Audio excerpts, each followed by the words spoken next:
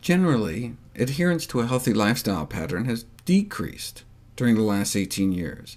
Obesity is up, exercise is down, and eating just 5 servings of fruits and veggies a day dropped like a rock. And we didn't start out that great to begin with. Guess what percentage of Americans at the turn of the century had the following 4 healthy lifestyle characteristics: not smoking, not overweight, 5 servings of fruits and veggies, and exercising a half hour a day, at least 5 days a week?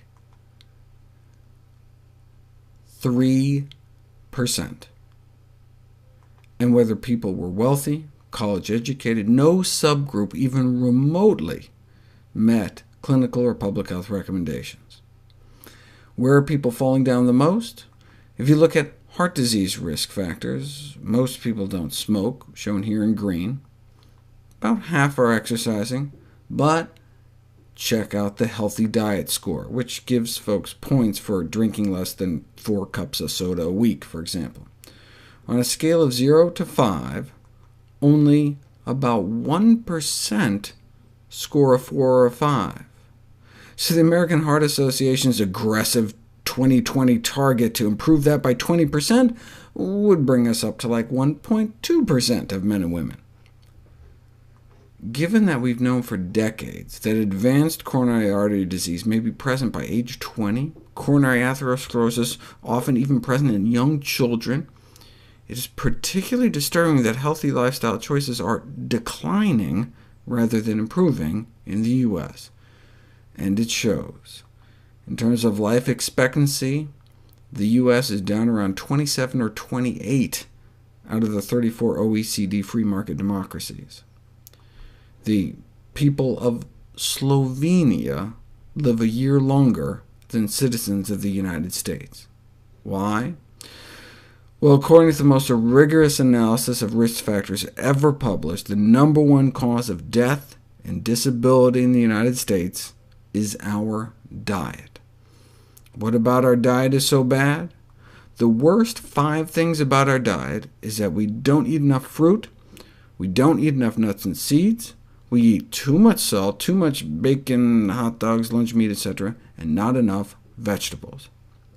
That's based on data like this on diet quality and chronic disease mortality risk that found that those scoring higher using a variety of different systems that all agreed on more whole plant foods reduced the risk of dying from heart disease, cancer, and all causes of death combined. There's now an overwhelming body of clinical and epidemiological evidence illustrating the dramatic impact of a healthy lifestyle on reducing all-cause mortality and preventing chronic diseases such as coronary heart disease, stroke, diabetes, and cancer.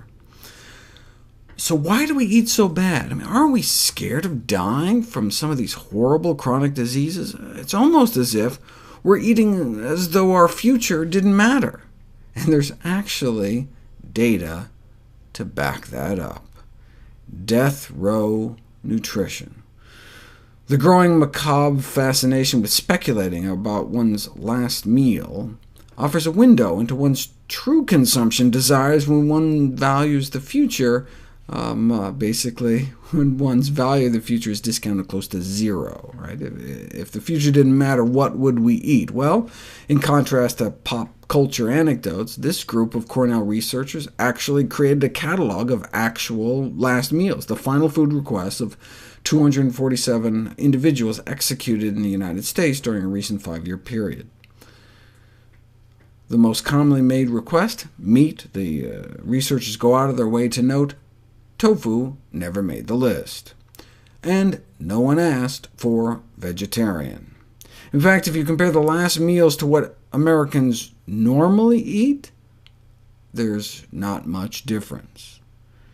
If we continue to eat as though they were our last meals, eventually they will be.